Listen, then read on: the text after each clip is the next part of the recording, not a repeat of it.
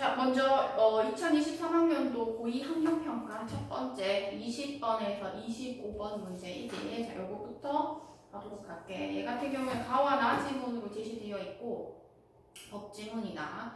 그래서 먼저 1번 첫 번째 이제 문제를 보면 20번 가와나에 대한 설명으로 가장 적절한 것은 이라고 해서 얘 같은 경우에는 서술상 특징 묻는 문제라고 볼 수가 있고, 자, 2번은 내용일치 문제, 3번은 비역, 그래서 나의 중간쯤 4문단 전에 이제 이유를 추론해가지고 파악하는 추론 문제라고 볼 수가 있고, 그 다음에 이제 뒤에 두 가지 외적 증거를 고려해서 하는 거고, 처음에 나오는 이 보기는 법조항 제시하고, 그지? 그래서 내용 적용하는 문제고, 5번 같은 경우에는 사례, 마지막 문제 같은 경우에 사례 제시해가지고 나타나고, 그리고 어휘 문제 이렇게 구성이 되어 있다라고 보면 돼. 자, 그러면 이제 가 문단부터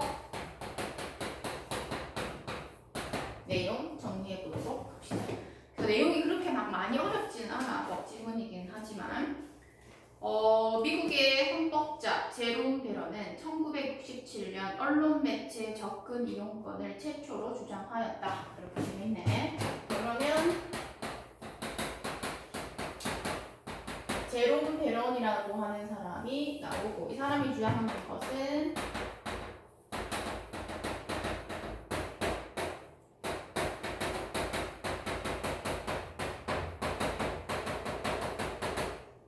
언론 매체 접근 이용권이라고 되어 있는 부분이야. 자, 그래서 언론 매체 접근 이용권이란 국민이 자신의 사상이나 의견을 표명하기 위해서 언론 매체의 자유로이 접근하여 이를 이용할 수 있는 권리를 얘기를 한다라고 얘기하면서 따로 적지는 않게 언론 매체 접근 이용권의 개념에 대해서 제시하고 있네. 그래서 1문단은 이게 다지. 2문단 간다. 자, 베로는 당시 미국과 영국 내의 언론의 독과점으로 인해서 국민의 다양한 의견을 표출할 수 있는 통로가 점점 사라지고 있음을 지적했다. 그러면 이제 언론 매체 접근 이용권이 어떻게 해서 등장하게 되는지 그 배경이 제시가 되는데, 그 첫 번째는 뭐냐면 언론의 독과점.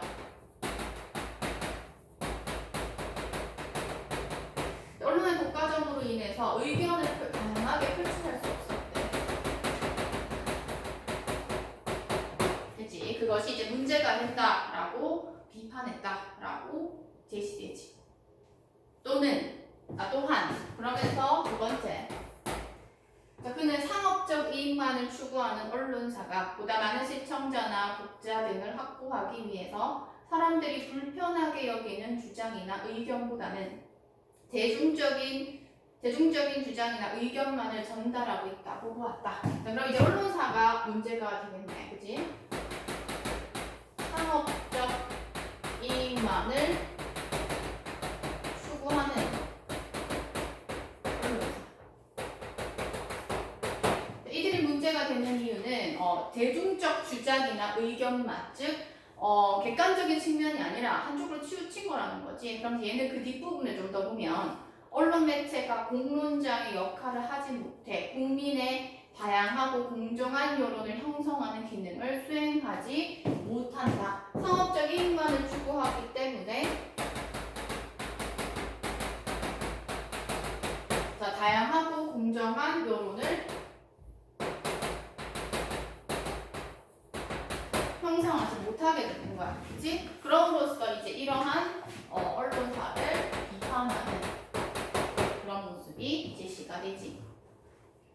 이러한 상황에서 국민들이 언론 매체가 아닌 다른 수단을 통해 자신의 의견을 표명하려고 해도 매스미디어에 견주어 그 전달 범위가 극히 제한적이라고 할 수가 있다. 자, 그러면서 마지막 세 번째, 매스미디어의 거대화, 독점화에 따라서 언론의 자유가 매체를 소유하거나 지배하는 소수계층이나 집단의 것으로 전락하였기 때문에 시민들의 언론 자유를 보장하기 위해 언론 매체 접근 이용권을 인정해야 함을 주장한다라고 되어 있어. 세 번째. 자, 독점화 거대화로 인해서 자유가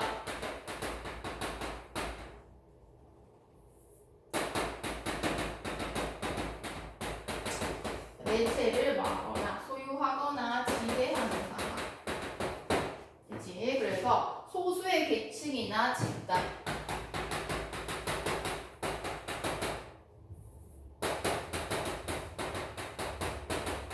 집단으로 전락했다. 이렇게 얘기를 해. 그래서 아무래도 이익을 추구하는 그러한 집단이지. 그 집단들이 이것을 차지했다라고 보면 돼. 그래서 뭐 이러한 언론 매체 접근 이용권법에 등장하게 됐다라고 하는 그 배경에 대해서 제시하게 되지. 자, 3문단. 법적으로 보장받는 언론 매체 접근 이용권의 대표적인 형태는 라고 되어 있어. 지금 계속해서 이 언론 매체 접근 이용법에 대해서 얘기를 하고 있고, 그치? 그 첫 번째 유형은 이렇게 얘기하고 있어. 그래서 반론권이다. 자, 첫 번째는 반론권이고, 이는 언론 매체에 의해서 명예훼손, 비판, 공격 등으로 피해를 입은 국민이 자기와 관련이 있는 보도에 대해서 반론이나 정정 또는 해명의 기회를 요구할 수 있는 권리이다. 얘기하고 있네. 그럼 여기서는 이제 누가 피해를 입은 국민이 제시하는 거야. 반론권은 피해를 입은 국민이야. 주체다. 반론이나 정정 또는 해명의 기회. 반론, 정정,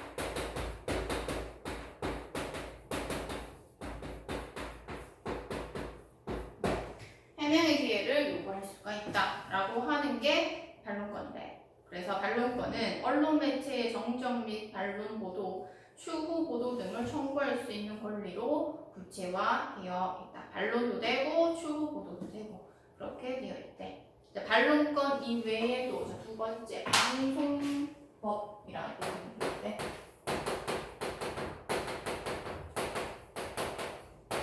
방송법은 어떤 건지 한번 보자. 언론 매체가 사회의 다양성을 해치거나 임의로 특정 의견을 차별하지 못하게 하는 조항을 마련하고 있으며, 자 그럼 여기까지 한번 보자. 그럼 얘는 다양성을 말할 때 해칠 때 앞에서 문제가 되는 게 소수의 계층 집단으로 전락했다라고 하는 게 문제가 되는데, 그것을 말할 때 해치게 될 때, 그러면서 시청자 참여 프로그램을 편성하도록 하는 조항 등을 통해서 국민이 언론 매체를 이용하여 자신의 의사를 표명할 수 있도록 하고 있다라고 얘기하지. 그럼 이렇게 됐을 때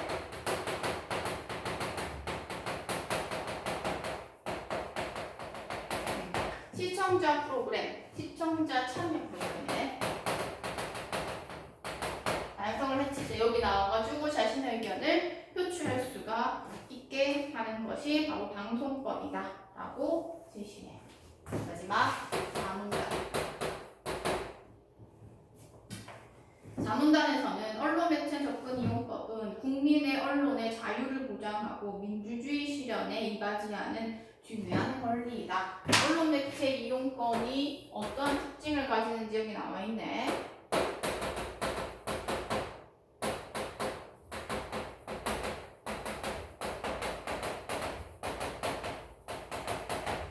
자유를 보장하고 민주주의 실현에 이바지.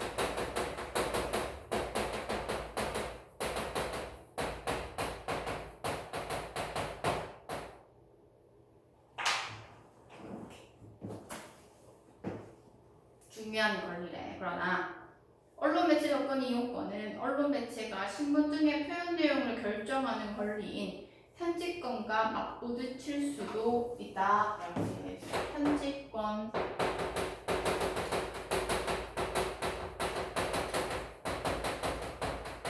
왜? 편집할 수 있는 권리가 있는데 또 거기에서 또 부딪힐 수가 있대. 이에 언론 매체의 일정한 기준의 재량권을 부여하고, 언론 매체의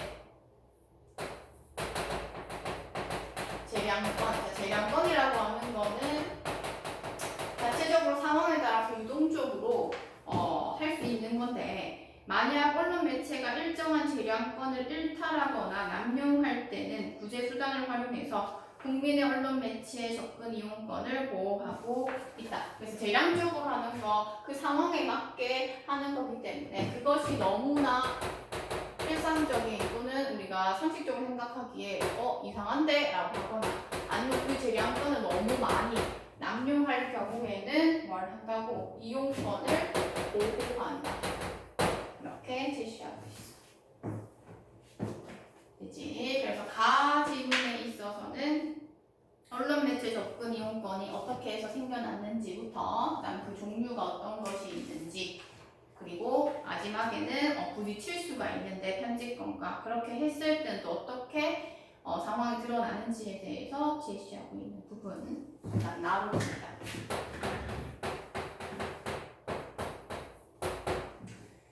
나의 1문단 언론 보도에 의해서 명예나 권리를 침해받은 데에는 어떻게 해야 할까?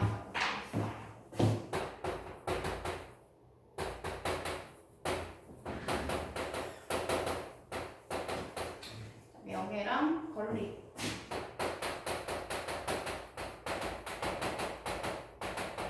이렇게 하셔서 보통 이제 언론 보도로 인해 가지고 명예가 훼손됐다라고 하면 보통은 연예인이나 국회의원들이 그치? 내 명예 훼손됐다 어떡할 거야 이렇게 얘기하는 부분이지. 자, 명예훼손죄로 고소할 수도 있지만 판결이 나오기까지 시간이 오래 걸린다. 따라서 언론중재법에는 이라고 돼 있어. 이제 나오네. 언론중재법이래.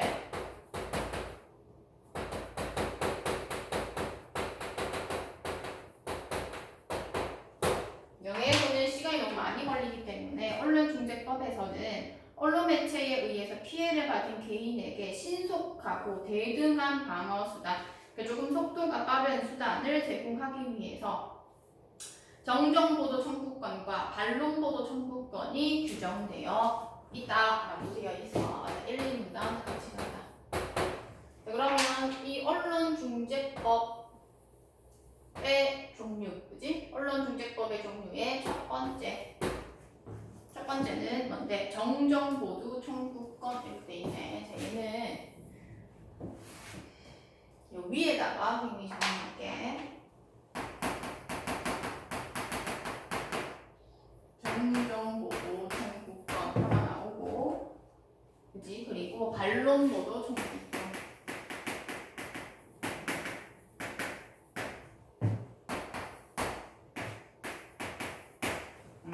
비교 한번 해보자. 첫 번째 정정보도 청구권은 진실하지 않은 언론 보도 등으로 인해서 피해를 입었을 경우 보도 내용의 잘못을 바로잡을 수 있는 정정보도를 요구할 수 있는 권리이다 라고 되어 있어. 얘는 진실되지 않은 것.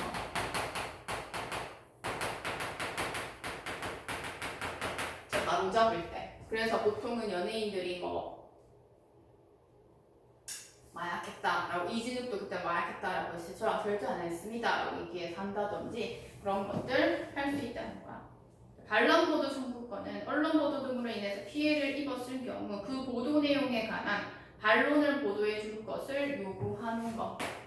그래서 반론을 보도해 주세요라고 요구하는 게 반론보도 청구권이래. 자, 정정보도를 청구하는 피해자는 원보도가 허위임을 입증해야 한다라고 되어 있어. 자, A의 피해자는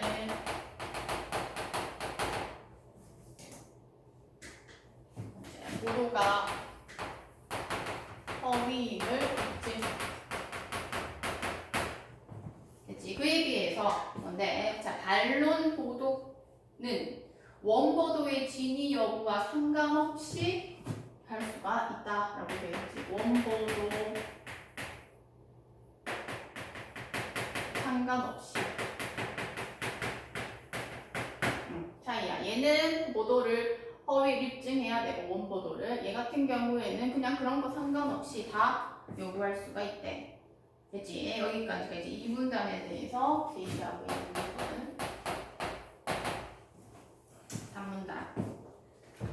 정정보도 청구권과 반론보도 청구권의 주체는 보도 내용과 개별적 연관성이 있으며 그 보도로 인해 피해를 입은 자이다 라고 되어 있네. 이거는 한 개 더. 자, 여기서 공통점이야.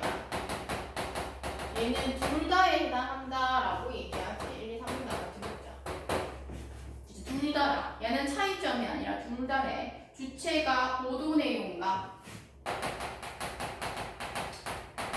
할 때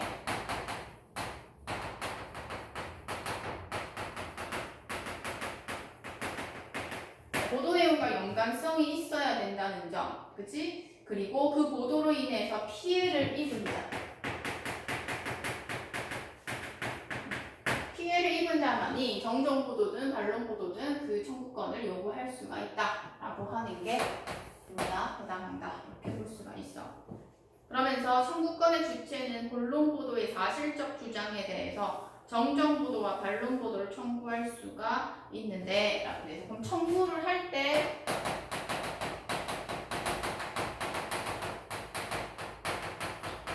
사실적 피해에 대해서 청구를 한다. 사실적 주장이네.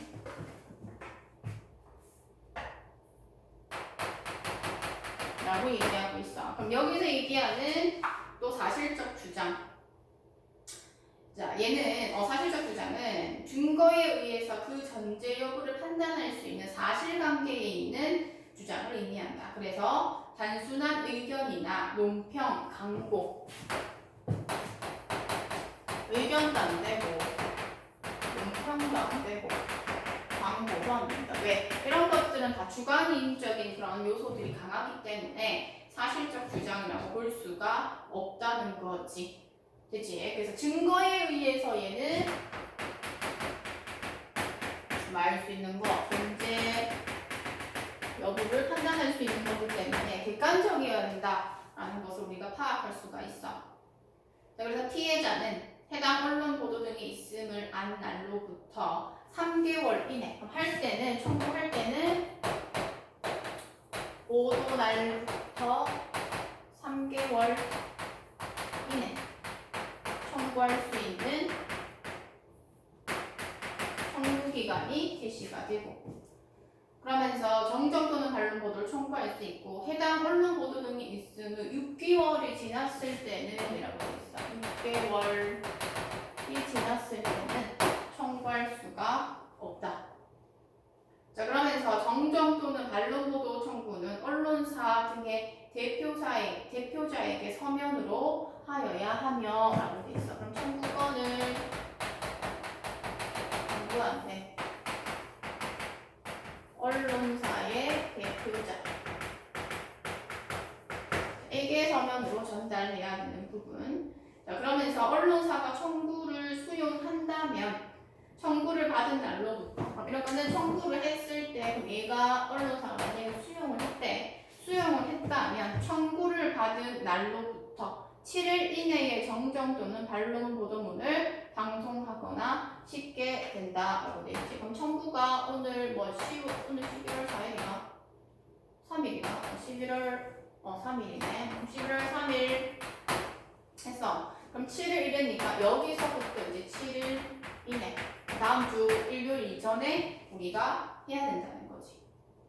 그러면서 이때의 보도는 원보도와 동일한 채널 지면에서 이루어져야 하며 방송 진행자는 보도문을 읽을 때 통상적인 속도로 읽어야 한다. 그러면 이제 반론 보도든 정정 보도든 해주세요 라고 얘기를 했을 때의 조건이야. 동일한 채널.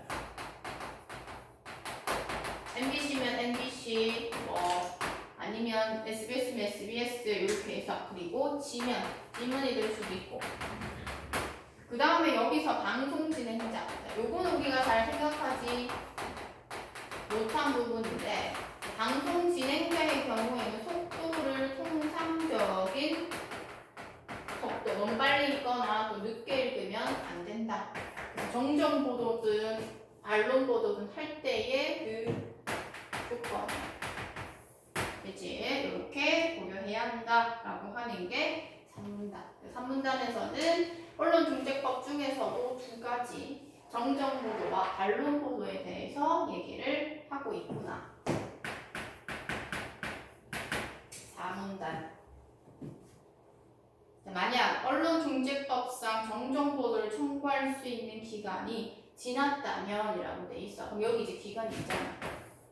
그치? 그러면 기간이 지났대. 기간이 지났다면 자 뭘 할 수 있냐? 이제는 민법.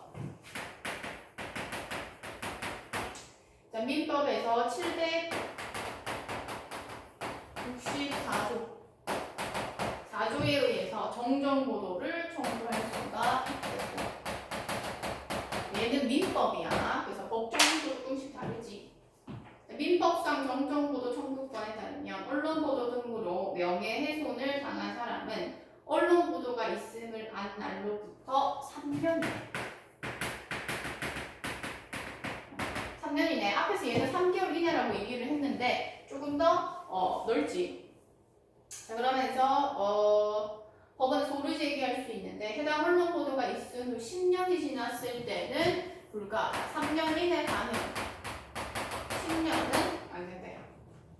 자, 민법상 정정 보도를 청구할 때는 언론사 등의 대표자뿐 아니라 잘못된 언론 보도로 손해를 가진 기자, 편집자 등에 대해서도 공동으로 청구할 수가 있다. 대표자, 잘못 보도한 기자, 그리고 편집자로 같이 청구 가능. 자 그러면서 그런데 민법상 정정보도는 청구권이 성립하려면 언론보도중재법과 달리라고 되어 있어. 앞에서 우리가 언론보도 요거 정정보도 했지. 그거와 다르게 특징이 언론사에 고의 또는 과실이 있다는 것과 해당 보도의 위법성이 있음을 입증해야 한다라고 되어 있어. 자 그러면 민법상 성립해야 된다라고 얘기를 한다면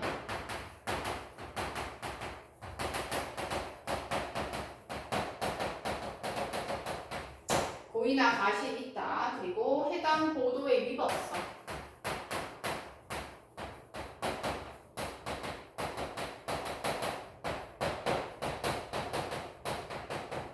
입증해야 된다. 이렇게 되어 있어. 만약 언론 보도가 타인의 명예를 훼손했다 하더라도 해당 보도가 공공의 이익을 위한 것일 때는 위법이 아니다라고 되어 있지. 명예훼손했더라도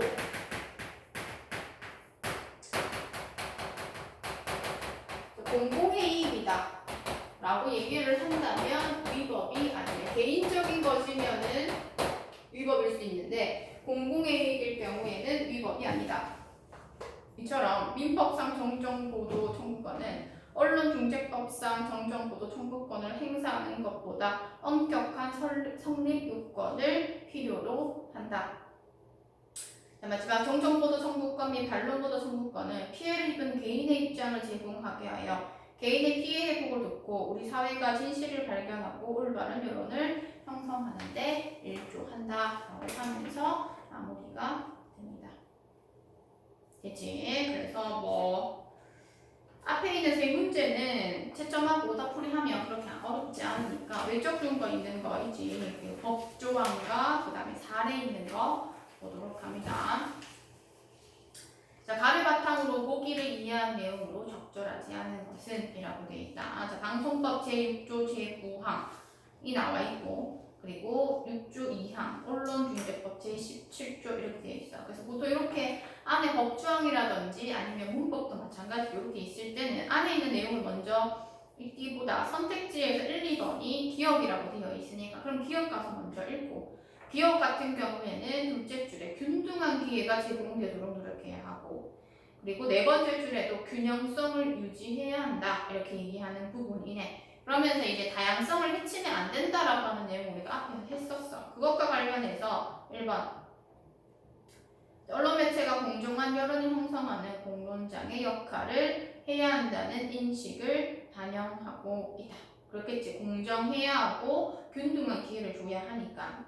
2번 언론 매체에 의해서 비판을 당한 국민이 반론의 기회를 요구할 수 있는 권리. 이거는 반론권이야. 그치? 반론권이기 때문에 여기서 균등한 기회라든지 이 기업과는 연계성이 없다. 자, 그 다음에 3번 니은이네. 자, 방송법과 관련해서는 차별을 두어서는 안 되는데 직업, 종교, 인종 다 그렇게 됐을 때 다양성을 해치지 못하도록 하고 있다. 맞지? 자, 그 다음에 디귿 언론중재법이네.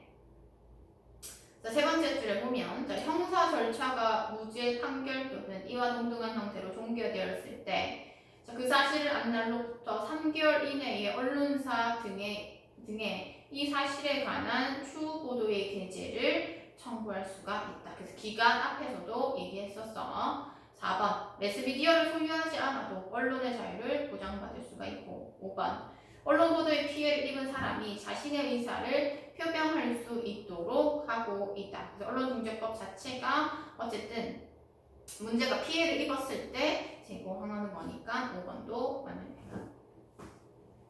그러면서 이제 나를 바탕으로 호기를 탐구한 거야. 사례는 굳이 읽지 않는다. 여기서 동물병원 A씨와 신문기자 B씨 그리고 대표자 C, 기자 B 뭐 이렇게 해서 나온다. 그럼 CCTV도 있고 뭐 나온다. 자, 그렇게 됐을 때 1번 A가 별도의 취재를 하지 않은 B에게 정정 보도를 청구하려면 법원에 소를 제기해야겠고 모동 다 하지 않았어요?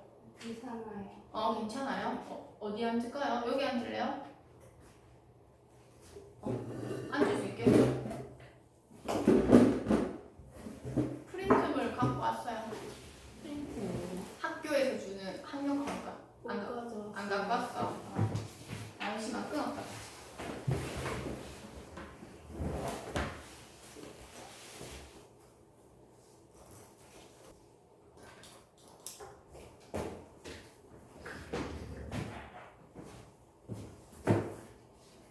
음. 2번 첫 번째 질문에 그 뒤에 문제 보고 있어, 조영아. 사례 동물병원 사례 나오는 거 있지? 자, 그 선택지 2번 간다. 먹이 제공과 관련된 내용은 정정 보도를, 처방전 미발급과 관련된 내용은 반론 보도를 청구하는 것이 맞다. 라고 제시되어 있지.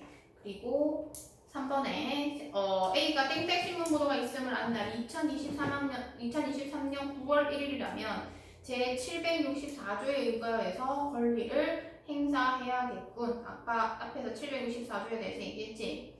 답은 4번인데 B의 기사 중 1번한 반려견에게 먹이를 주지 않았다는 내용은 사실적 주장에 해당하지 않는다라고 얘기하는 부분이지. 그 사실적인 그런 존재가 되지 않고 얘는 증거에 의해서 그 존재 여부를 판단할 수 있는 사실관계를 사실적 주장이라고 얘기하지. 그렇기 때문에 4번이 적절하지 않고 5번 C가 언론중재법에 의거한 A의 청구를 수용한다면 청구를 받은 날로부터 일주일 이내에 A가 요청한 보도물을 땡땡 신문에 식겠군이라고 되어 있어. 그 수용한 날로부터, 그치? 일주일 이내라고 얘기를 했었어. 그래서 이 문제에서 적절하지 않은 건 4번이 된다라고 살펴볼 수가 있다.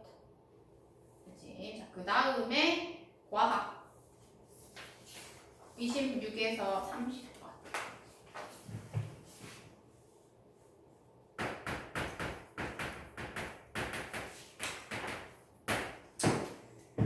자, 얘 같은 경우에는 어렵지는 않고, 그리고 우리 코와 관련해서 과학 지문이긴 한데 과학 지문 치고는 어렵지 않아. 얘도 마찬가지. 첫 번째 문제에서는 뭐 성분이라든지 기준, 원리, 장점, 내용과 관련해가지고 적절한 것 찾으라. 그리고 두 번째 추론한 내용 찾으라. 그리고 세 번째는 네모쳐져 있는 후각 자극의 신호 전달 과정을 중심으로 후각 상피와 후각 마물에 해당하는 기억과 니은에 대한 설명, 그리고 외적 증거를 고려해서 파악하는 거, 문맥상 의미 파악하는 거, 이렇게 구성이 되어 있다. 자, 그러면 먼저 1문단부터 한번 보도록 하겠습니다.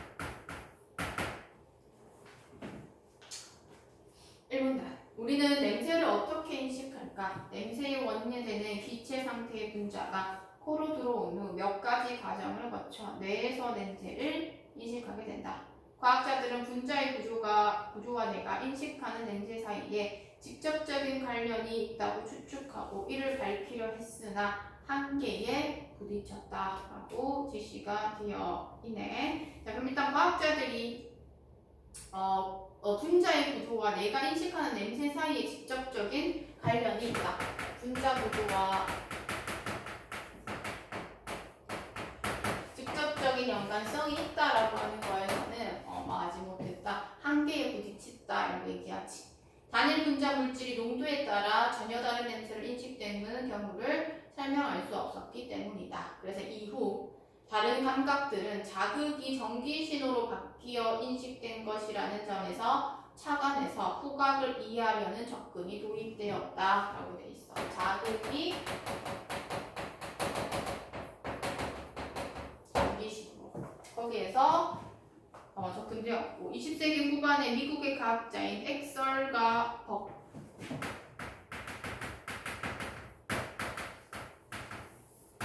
엑설과 벅은 냄새 분자를 전기 신호로 전환하는 매개체인 후각 수용체를 발견.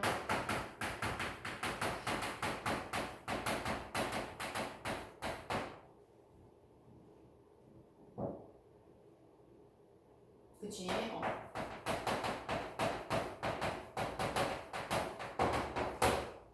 자, 그러면서 후각 수용체를 중심으로 후각 자극의 신호 전달 과정.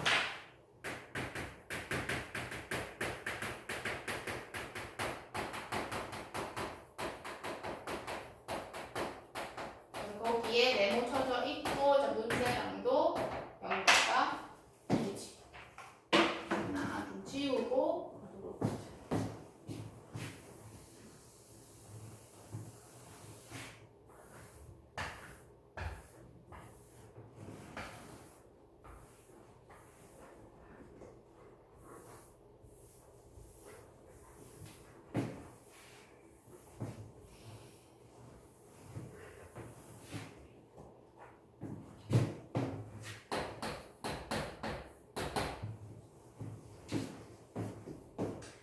이 문단 간다. 이 문단에는 코 안의 가장 윗부분에 후각 수용체가 있는 엄지 손톱 크기의 후각상피가 있다. 후각상피 제시가 되고,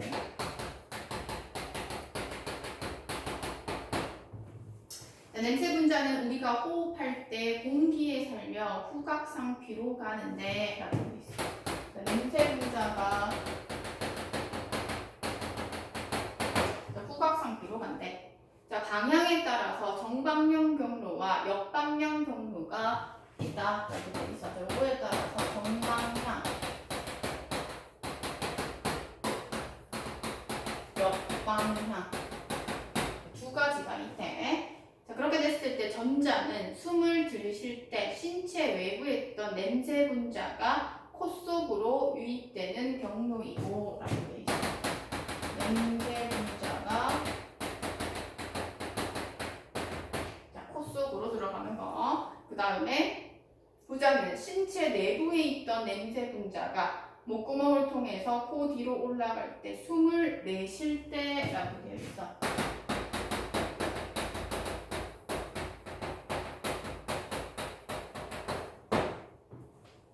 됐지?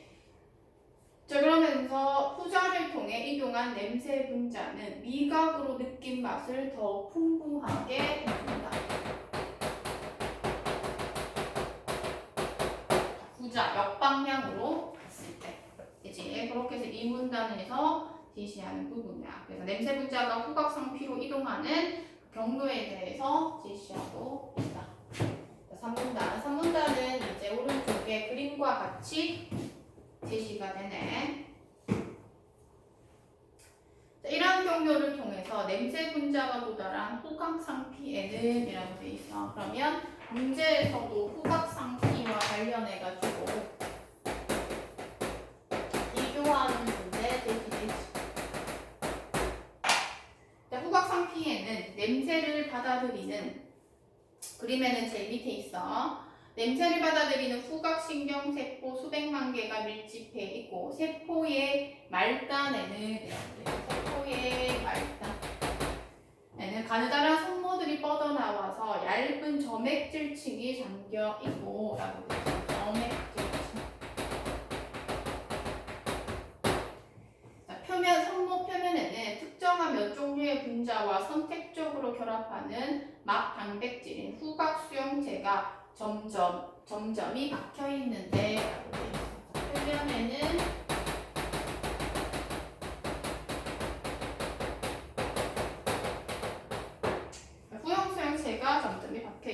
그러면서 한 개의 후각신경세포에는 한 종류의 후각수용체만 존재한다라고 돼 있어. 한 개의 후각신경세포.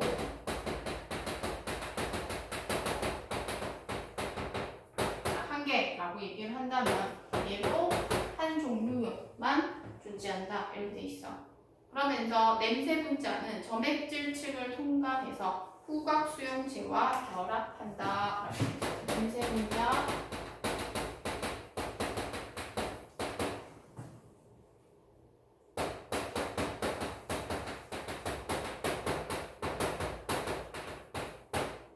후각 수용체와 결합. 대부분의 냄새는 수백 종류의 분자가 포함되는데 이 냄새 분자와 특이적으로 결합하는 후각 수용체가 동시에 활성화되고 인간은 약 400종류의 후각 수용체로 만여 가지의 냄새를 맡을 수가 있다. 이렇게 제시가 되네. 그러면서 이제 4문단 가자.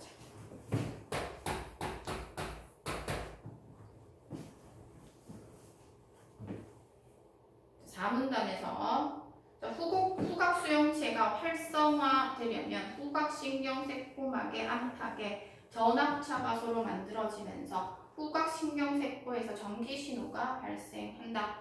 아까 3문단 끝부분에 있어서 냄새 분자와 특이적으로 결합하는 후각수용체가 동시에 활성화된다 라고 얘기를 했었는데 여기 이제 4문단에 있어서도 보면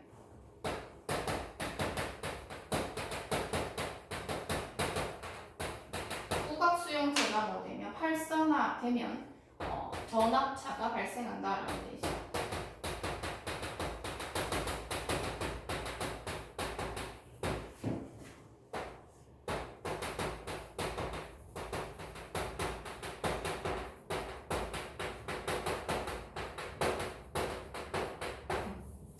전압차가 발생하게 되고 그래서 후각신경세포에 뭐가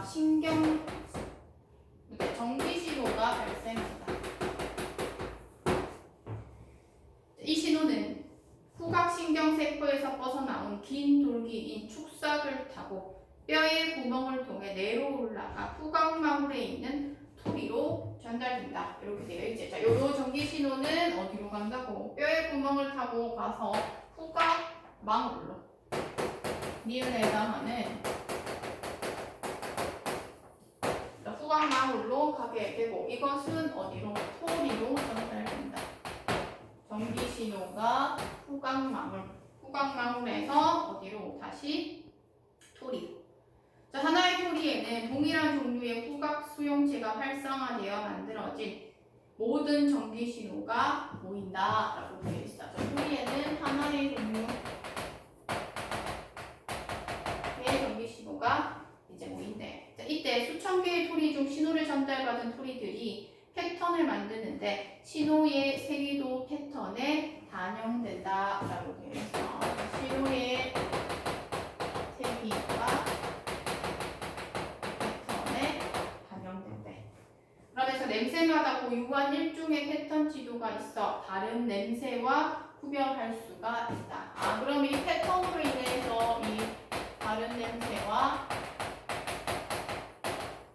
구별이 가능하구나. 왜냐하면 그 냄새에 따라서 패턴이 다 다르니까. 그러면서 단일 분자로 이루어진 물질이라도 농도에 따라 다른 패턴이 만들어진다면 우리는 이를 전혀 다른 냄새로 인식한다 라고 되어 있나. 그럼 패턴도 다르겠지만 같은 물질이라도 뭐하면 농도가 뭐하면 다르다면 냄새도 우리가 다르게 인식한다 라고 하는 게 얘의 특징이네. 됐지? 그래서 이 부분 제시될 수 있고 패턴에 따라서도 달라질 수 있다라고 하는 내용이 제시된다. 그 다음에 5문단. 후각망울의 토리에서 만들어진 패턴은 신경세포인 승모세포를 통해 전기신호가 강화되어 뇌로 전달되고 대뇌의 다양한 정보들과 합쳐서 최종적으로 냄새를 인식하게 된다라고 되어 있어. 자, 그럼 아까 전에 뭐가 있었다?